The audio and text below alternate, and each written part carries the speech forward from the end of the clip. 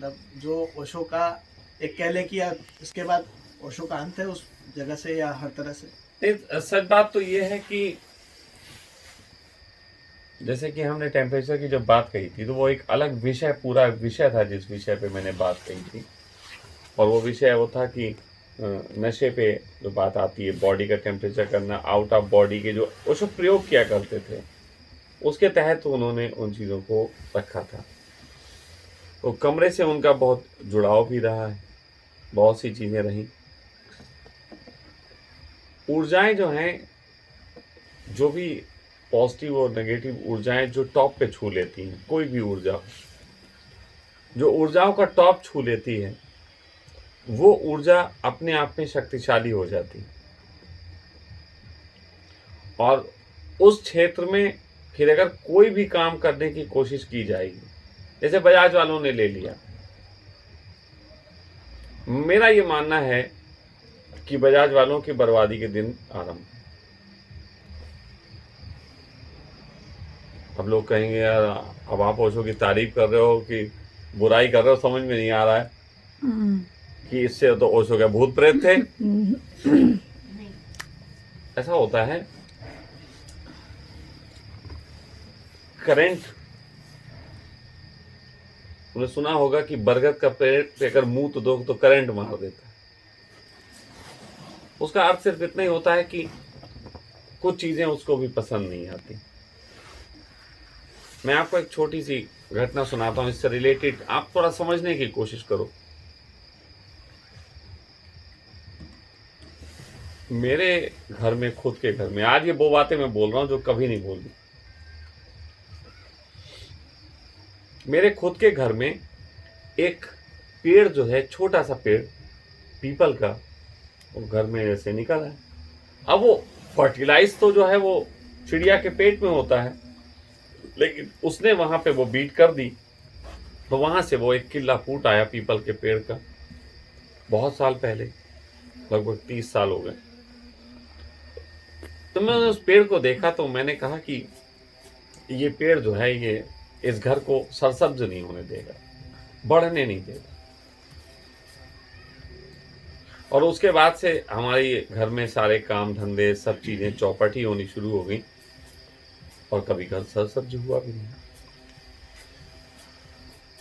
तो अभी 6 साल 7 साल पहले की बात है कि जिस हिस्से पे वो पीपल का पेड़ लग गया था, वो बीच बीच में उखाड़ के फेंकवा देती थी हमारी माँ, उससे कोई फर्क नहीं पड़ता क्योंकि उसमें बीज है। अब तुम्हारे उखाड़ के फेंकने से कोई फर्क नहीं पड़ता, वो बीज अपना काम करता है। 6-7 साल पहले हमारे पड़ोस में एक मकान व्यक्ति बना रहे थे, और हमारे मकान का एक हिस्सा गिर गया इसकी वजह से। उन्होंने नींव गहरी खोदी, 4 फुट हमारा मकान गिर गया, उसमें वो पेड़ भी गिर गया। और ये वो समय था जिस दिन के 2 दिन बाद मैं घर से वापस जुड़ा था, मतलब इस घटना के ठीक 2 दिन बाद मैं घर गया था। और जब पहुंचा तो सब तो दुखी थे कि घर गिर गया है, और मैं देख के हंस रहा था, नहीं यार तो बड़ा बढ़िया हुआ, क्योंकि ये तुमने नहीं निकाला, तुमने इसके लिए अटेंशनली कोई प्रयास नहीं किया, ये उसने किया। अब वो जाने, वो क्रोध उस पर टूटा, उसकी जो नई बिल्डिंग थी उसका लिंटर चटक गया। और मैं आपको बता रहा हूं, मैं ये नहीं कह रहा हूं मेरा कोई श्राप नहीं, कुछ नहीं, लेकिन वो आदमी इसका अच्छा काम चलता था, वो सरसब्ज नहीं हो पा रहा है, ये मैं देख रहा हूं।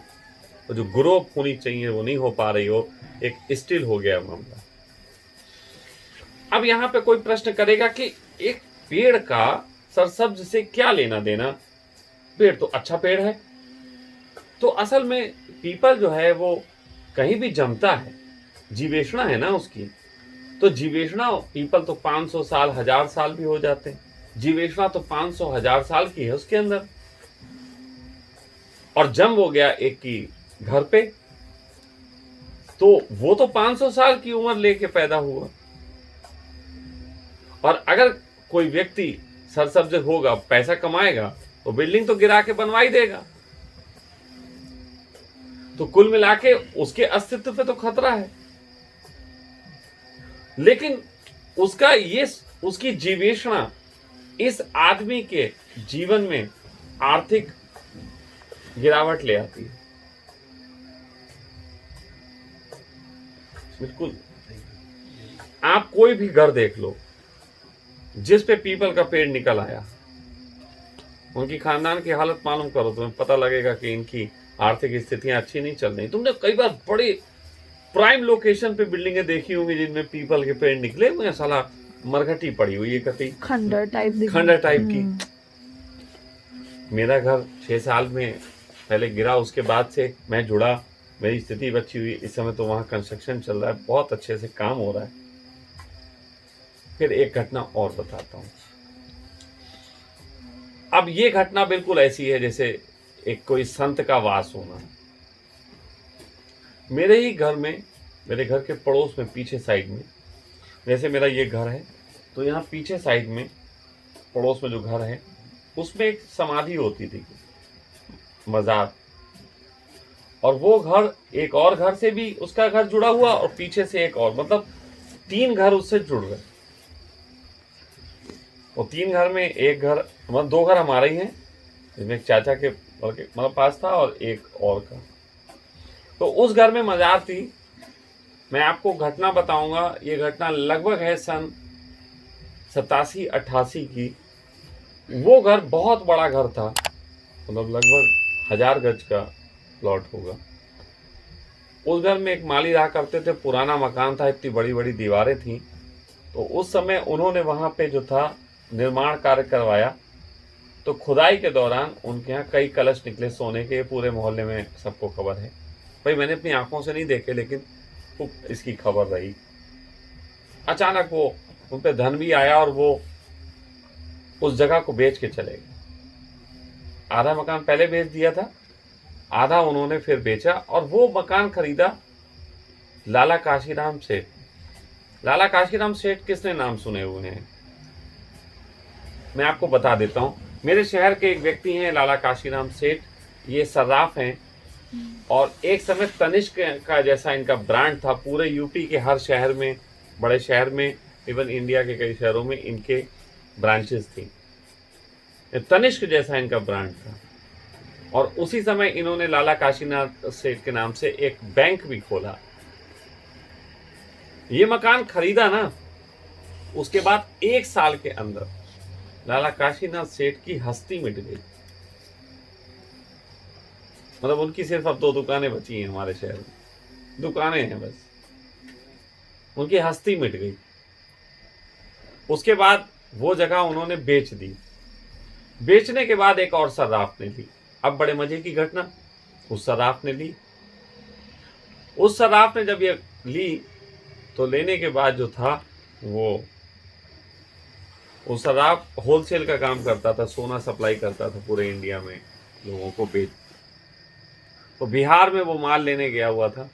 तो उसके बेटे ने अपने दामाद के, मतलब जीजा के साथ मिलके अपने पिता की हत्या का प्लान बनाया कि सोना लेने गए हैं, नोट है, लूट लेंगे इन्हें। अपने ही बाप को लूटा, मार दिया। बिहार में उनकी लाश पड़ी रही, काफी दिनों बाद पता लगा। उसके बाद वो बेटा और जीजा जिसने मिलके मारा था, उसमें जीजा ने सामान रख लिया, बेटे को दिया नहीं। बेटे को गुस्सा आई, उसने जीजा की हत्या कर दी। इस समय वो बेटा कप प्लेट बेचता है सड़कों पे बैठ के। सजा पूरी हो गई उसकी, हस्ती मिटी। तीसरा फिर एक और आदमी ने वहां खरीदा।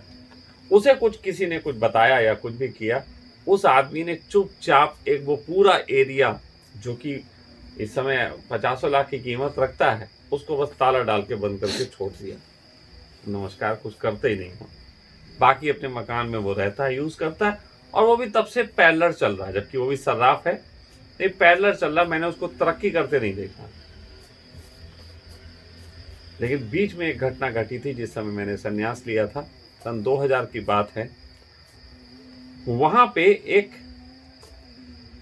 MLM करके कंपनी होती थी, मल्टी लेवल मार्केटिंग टाइप की कंपनी ने, जो लड़के काम करते हैं, लड़के लड़कियां फिर मार्केट में सुबह जाके सामान प्रोडक्ट बेचते थे। वो हिस्सा उसने किया उन लोगों को। और वो लोग वहां पे सुबह एक एक्सरसाइज करते थे, वो ऐसे ऐसे करके हु हु हु हु, वो मतलब एक वार्म अप कराने के लिए उनको कराई जाती थी। लेकिन असल बात तो ये है वो मंत्र बोल रहे थे। मैंने अपनी पत्नी से उस समय कहा, मेरी पत्नी को भी मैंने, ये लोग थे, मैं पूछवाया भी था, ने पूछो, मैं पत्नी से अपनी कहा, मैंने कहा कि देखो कुछ गड़बड़ होने वाली है इस घर में, और वो लोग जो कर रहे हैं उसको तो हमें भी कुछ करना चाहिए, नहीं तो बहुत गड़बड़ होगी, उपद्रव होगा। अब कोई मानता ही नहीं था, मैंने तो पागलों की श्रेणी में रखा जाता था, कौन इसकी माने क्या। मालूम है उस वाले घर में एक लड़का पागल हो गया, मेरे चाची का एक लड़का पागल हो गया, मेरे ऊपर उसी वक्त बहुत ज्यादा दिक्कतें टूटी, पुलिस से झंझट और मुझे टॉर्चर और ये सब झेलना पड़ा। मैं पागल तो नहीं हुआ कम से कम, मतलब वो दोनों लिटरली पागल हो गए, 2 घर के एक एक बच्चे पागल हो गए पूरे। फिर उसके बाद वो 6-7 महीने बाद वो लोग वहां से गए। जब गए तो मैंने फिर अपनी वाइफ से कहा, मैंने कहा देखना अब मामला शांत होने लग जाएगा, थोड़ा ठीक होने लग जाएगा। वो पागल जो दोनों हुए थे वो थोड़े शांत हो गए, थोड़े समय के बाद ही वो शांत हो गए। कोई कहेगा कि ये क्या था, तो मैं बताता हूं। जैसे कि यहां पे गंदगी हो, कूड़ा हो, और मैं तुमसे कहूं झाड़ू से साफ कर दो, तो तुम झाड़ू से कूड़ा पड़ोस के घरों में कर दोगे ना, साफ कौन करता है, पड़ोस के घरों में चला जाता है। तो जो ऊर्जा होती है, अगर ऐसे ऐसे करके किया जाए तो वो ऊर्जा फैलती है, भागती है, लेकिन फिर लगातार ही करना पड़ेगा। अगर रोक दिया तो फिर वापिस आ जाएगी वहीं, क्योंकि वो वाली ऊर्जा नहीं है गंदगी वाली जो दूसरे घर चली गई वापिस नहीं आती।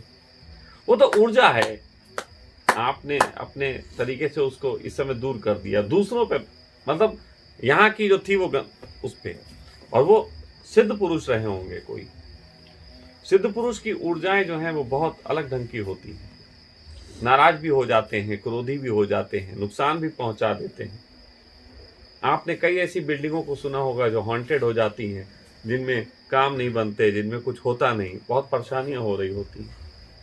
लेकिन जब ये बातें मैं कह रहा हूं तो लोग इसको कहेंगे अरे ये तो स्वामी जी पता नहीं कौन सी फिलोसफिकली बात करने लगे। लेकिन मैंने बहुत निकटता से इन चीज़ों को देखा है। मैं शायद पहली बार ही इस विषय पे ऑनलाइन आपने कह दिया बात कर रहा हूँ, ये बना रही है अपना, वरना मैं करता नहीं ये बातें ओपनली, लेकिन ये चीज़ें होती हैं। अब वहाँ पे भी ओशो की अगर ऊर्जा अगर उस कमरे को छेड़ा, बाकी मैं कह रहा हूँ कोई बात नहीं, बाकी पूरे आश्रम को इस्तेमाल कर लें, कुछ भी करें, लेकिन अगर उस कमरे को छेड़ दिया तो वो बैकफायर है। अब ये उनकी समझ, वो क्या करते हैं क्या नहीं करते हैं, उनके एडवाइजर्स कौन हैं, वो उन्हें क्या सलाहें देते हैं, लेकिन ओशो की जो ऊर्जा उस कमरे में ओशो ने खुद प्रिजर्व की थी वो काम करती। आप उस ऊर्जा को संभालने की कला उतने ही लेवल की किसी ऊर्जा में हो सकती है, या उससे ऊंचे ओवर लेवल की ऊर्जा में, वरना किसी की बस की बात नहीं है कि उसको संभाल पाए। जब हमने यहाँ आश्रम शुरू किया था उस समय बहुत दिनों तक बहुत खेल चले थे। पीछे की जगह है, इस जगह में बहुत झंझट चलती है। यहाँ पे कभी कोई एक लड़के ने कहते हैं सुसाइड कर लिया था किसी लड़की के प्रेम में, तो वहाँ पे कोई लड़कियाँ चली जाती हैं, कुछ जैसे यही लोग बच्चे जाया करते थे, कभी कूड़ा जलाने कभी कुछ, तो इन लोगों को कुछ ना कुछ झंझटें हो जाती हैं। एक बार तो एक लेडी को तो खून की उल्टी तक हो गई, तो वहाँ जाते ही झंझट हो जाते थे। हुए इन लोगों ने देखे सब, तो महसूस किया इन लोगों ने, तो मुझे ये पता लगा कि ऐसा हो रहा है, तो मैंने कहा ठीक है एक दिन मैं देखता हूँ जाके। तो ऐसा नहीं मैं कोई जादू टोने तो नहीं, वो तो बात हुआ हा वाली नहीं करता, मैं चुपचाप वहाँ 5 मिनट सिगरेट पी के आया, बस मैं महसूस किया। उनको चुप कराने के भी तरीके होते हैं, उनसे मत करो कोई झंझट, कोई बात नहीं, कई ढंग होते, लेकिन उसके बाद से वहाँ कोई झंझट नहीं, सब आ रहे हैं जा रहे हैं, सब कुछ हो रहा है। ये रहा है। इस आश्रम में भी पहले बहुत सारी इस तरीके की फोर्सेस थी जो फील होती थी कि परेशान करती थी, नेगेटिव फोर्सेस। पॉजिटिव तो अभी भी फील होंगी, नेगेटिव फोर्सेस थी, लेकिन एक दिन ऐसा आया था बीच में जिस दिन मैंने कहा कि आज वक्त है कि इनको सबको हटाया जा सकता है, और उस दिन के बाद से हमने यहाँ पे कोई ऐसी चीज़ें फील नहीं की। हम बोल रहे जो बात वो पूरे अनुभव के तहत और बड़ी समझदारी के तहत है। मैं इसको झंझट नहीं बनाना चाहता। मालूम अगर मैं इन बातों को भी बड़ा प्रसारित करने लग जाऊं कि कैसे होती, तो अभी तो लोग आ जाएंगे अपने नोट की पेटियां ले लेके कि स्वामी जी हमें कुछ कर दो, हमारे यहाँ ये, हमारे यहाँ वो है। लेकिन ये चीज़ें ऐसे नहीं की जाती, ऐसे नहीं निपटी जाती जिस ढंग से लोग समझते हैं। कोई मतलब शुभ चेतना और अशुभ चेतनाओं के खेल बड़े अलग हैं। कई बार बहुत सी शुभ चेतनाएं हैं जिन्हें अशुभ समझा जा सकता है। जैसे पड़ोस में हमारे घर में जो कांड हुआ उसको लोग अशुभ चेतना समझ सकते हैं, लेकिन मैं जानता हूँ तो बहुत रिच है, बहुत अच्छी है, बहुत अच्छी चेतना है। लेकिन आप उससे पंगे ले रहे हो, उसकी जगह को छेड़ रहे हो, उसने वहाँ पे अपना जीवन व्यतीत किया, तो ऊर्जाएं रह जाती हैं, ऊर्जाएं अपना काम करती हैं वहाँ, और किसी को जल्दी टिकने नहीं देती। बहुत बहुत झंझट होते हैं। तो आपने पूछा तो मैं बताया कि उस जगह में अगर ओशो के कमरे को नहीं छेड़ा जाता है तो कोई बात नहीं, बाकी कुछ भी इस्तेमाल करते रहो, लेकिन कमरे को छेड़ा जाता है तो गड़बड़। उनकी समाधि को छेड़ लो, कोई इतनी झंझट, लेकिन जिस कमरे में वो रहे, जिस कमरे में उन्होंने अपने आप को आखिरी वक्त में प्रिजर्व कर लिया था, वो गहरा। असल में समाधि वो नहीं होती है जो मरने के बाद शरीर की अस्थियां लाके बनाई जाती है।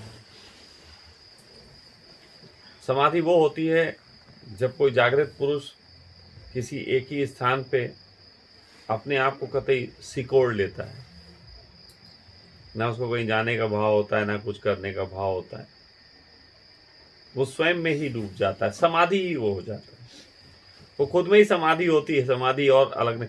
ओशो की समाधि वो नहीं है जिसको आप लोग होके आते हो, जहां लिखा हुआ है नेवर बॉर्न नेवर डाई, वो समाधि नहीं है। और समाधि तो उनका वो कमरा है अंतिम वक्त में जहां उन्होंने पूरा रहे। वो शुरू में आश्रम में घूमते फिरते भी थे, बाद में उन्होंने सब बंद कर दिया था, अपने कमरे में ही रहते थे, तो सिकोड़ लिया था।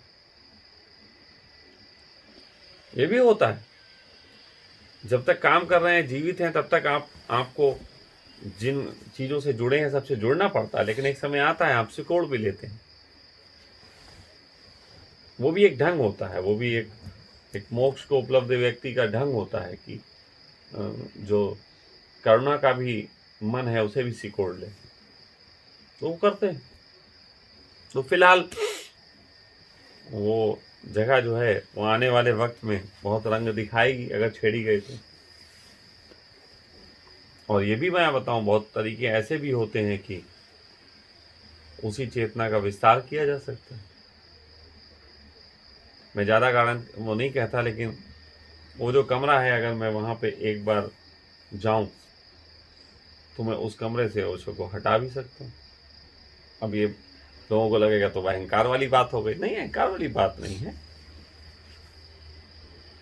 आपके पास विस्मृत का तरीका आना चाहिए, विसर्जन का तरीका आना चाहिए। तो अपने अंदर ही ऐसे स्थान बनाने की आपको कला होनी चाहिए जिसमें कोई भी रह सकता हो। वो मेरे पास है, क्योंकि मैं इत्तेफाक से बहुत लोग मेरे गुरुओं के संबंध में जानते हैं, जिन्हें सब लगता है ओशो गुरु हैं या वो एक स्वामी जी शहर में वो मेरे गुरु हैं। ठीक है, मैं उनसे भी सीखा है, लेकिन मेरे एक और भी गुरु हैं जो बहुत ज़बरदस्त अघोरी, सच्चा अघोरी, वो वाला अघोरी नहीं जो टूना टुटका करता है, वो वाला अघोरी जो मुझे बताया करते थे। जब कोई लाश आती थी, वहाँ कोई मर के आता था, उनसे कहते थे जाना आज और फला कोने पे जाना, वहाँ सूंघना, एक खुशबू आएगी, तो उस खुशबू को पहचान लेना, अपने दिमाग में बसा लेना। तो मैं पहले खुशबू देखता था यार, आती थी, मैं जाता था यार आ तो रही। फिर वो कहते थे ये जो मरा है इसकी ऐसी ऐसी वृत्ति है, ये मक्कार है, ये चालाक है, ये अच्छा था, ये ढोंगी था, ये लोभी था, ये कामिक था, कहते हर एक की खुशबू अलग होती है। उन्होंने मुझे पूरी खुशबुओं की पहचाने करवाई। अब वो खुशबू मैं तुम्हें कैसे बताऊं कौन सी वाली थी। बताओ जाने। नहीं, वो मुझे पहचान करवाया करते थे, कहते थे वो जा वहां आ जाएगा। और ये भी तो अलग अलग आती थी। तो मैं उनसे कहता था यार आपको कैसे पता लग जाता है ये इसकी ये ऐसा है वैसा है। कह लेंगे मुझे बस खुशबू है, पता है इसकी लाश गुजर रही, मुझे खुशबू आ गई। और जब ये साला जलाया जाएगा तो इसकी खुशबू फैलेगी। तुम थोड़े सेंसिटिव हो, तुम देख लेना, फिर तुम्हें भी पता लग जाएगा। अब ये बात एक आदमी खुशबू सूंघ के बता देता है कि कौन सा कैरेक्टर है, और ये बात महावीर से भी मैच कर जाती। महावीर लैश्या देख लेते थे, महावीर लोगों का ऑरा देख के बता देते थे ये उसका है। ऑरा तो फिर भी एक अलग डायमेंशन की बात है, खुशबू तो और आसान है, होती ना खुशबू हर एक की। आप कर किसी से प्रेम में हो, किसी के निकट हो तो उसकी एक खुशबू आती है, पसीने में खुशबू होती है। वो खुशबुएं उसका इशारा होती है कि किस तरीके का आदमी। तो वो मुझे इस तरीके की चीजें बताया करते थे। उन्होंने मुझे बहुत सी चीजें सिखाई जगत में। आज पहली बार मैं उनका जिक्र छेड़ रहा हूं। और मुझे जब से ये जिक्र मैंने छेड़ा, अगर आप मुझे नोटिस करो, मुझे उबासी आने लगी है, मुझे नींद आने लगी है, मुझे योग निद्रा का झटका होने लगा है, मुझे होने लगता है। हाँ, मुझे वाकई नींद आ रही है पहली बार आपको मतलब कभी बोलते हो मुझे नींद नहीं आती है, लेकिन आज आने लगी है। उनका जिक्र छेड़ते ही आने लगी।